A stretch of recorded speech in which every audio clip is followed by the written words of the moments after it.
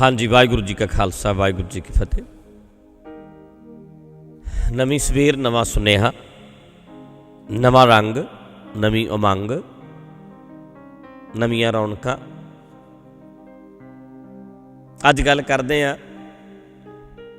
कि पढ़ाई कितनी जरूरी है जिंदगी विच। एजुकेशन होवे, समझ होवे, बंदे नूं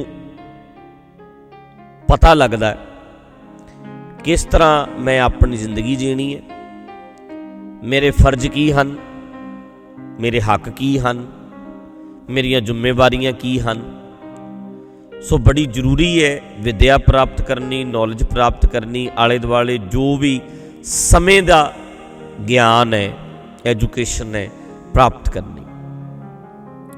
पुराने वेलियां दे विच लोकां ने जातां पातां विच वंडी रखिया।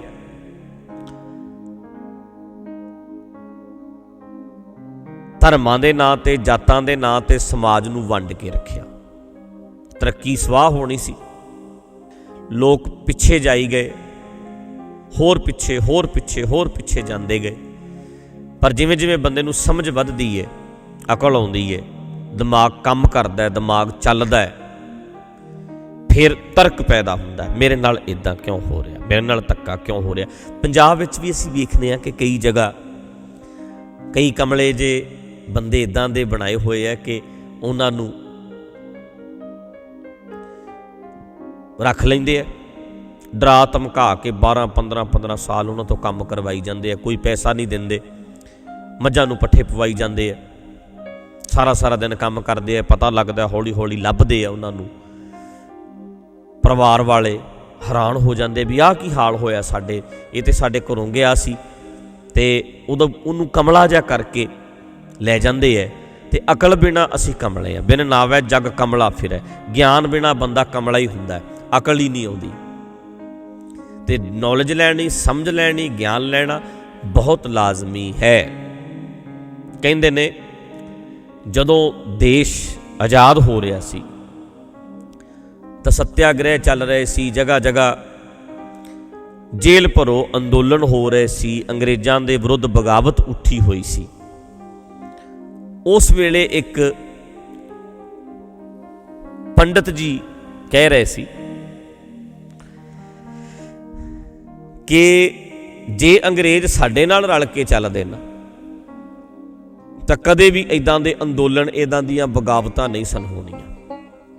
आखे जी क्यों? कहंदे इन्ने साल ये जातां विच वंडे रहे, सेवा करते रहे, असीं किसी नूं पढ़न दिता ही नहीं, एजुकेशन लैन नहीं दित्ती। कुछ बंदियां नूं एजुकेशन लैण दा हक सी, बाकी सारे कमले जे सी ते सारियां तो काम लिया जा रहा सी। सारे काम कर रहे सी जिवें आपां दस्सिआ भी जिहड़ी हुंदे है पिंडां दे विच लभदे अजकल कई सेवा संस्थावां लभ लैंदियां भी आ ते कमला बना के रखिआ, तुसीं 15 साल दा घर च काम करवा रहे सी। कहंदे असीं ते किसे नूं, पंडित जी कहने ते पढ़न ही नहीं सी दिता। ते अंग्रेज आए, इन्हां कमलियां ने सारियां नूं विद्या देती, सारियां नूं पढ़ाता ते लोग पढ़ गए, समझ आ गई, जागरूकता आ गई, दिमाग चल पे ते बुद्धि विच तर्क आई। ये सानूं बुद्धू बना रहे, ये सानूं कमले कर रहे। ते सत्याग्रह चल पे, अंदोलन चल पे, बगावत होण लग पई, जेलां भरीआं जा रहीआं ने। अंग्रेज़ां नूं कहा जा रहा है कि भारत छोड़ो, ये आवाज़ आ रही है, नारा आ रहा, सारे पासे रौला पै रहा। ते जे कहंदे साडे नाल मिल के चलदे ते सदियां तक राज करदे। इन्हां ने सारियां नूं विद्या दे के कायम कर दिता।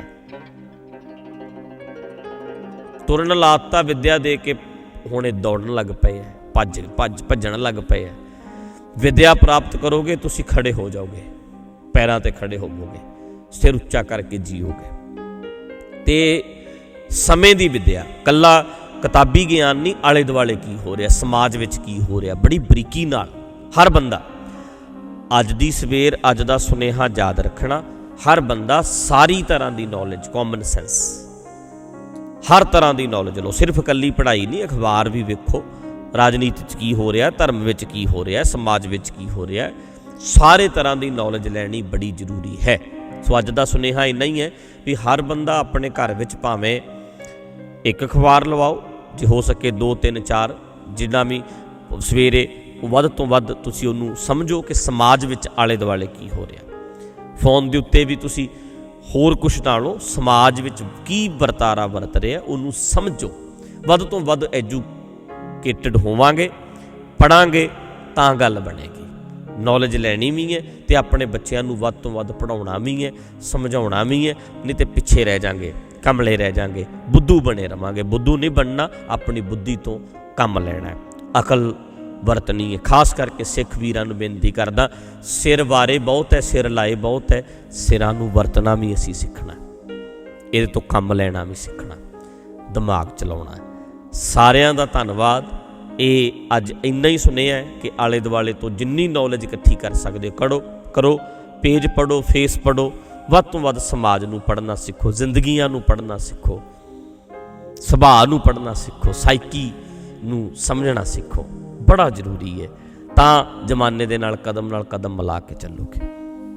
ਵਾਹਿਗੁਰੂ ਜੀ ਕਾ ਖਾਲਸਾ, ਵਾਹਿਗੁਰੂ ਜੀ ਕੀ ਫਤਿਹ।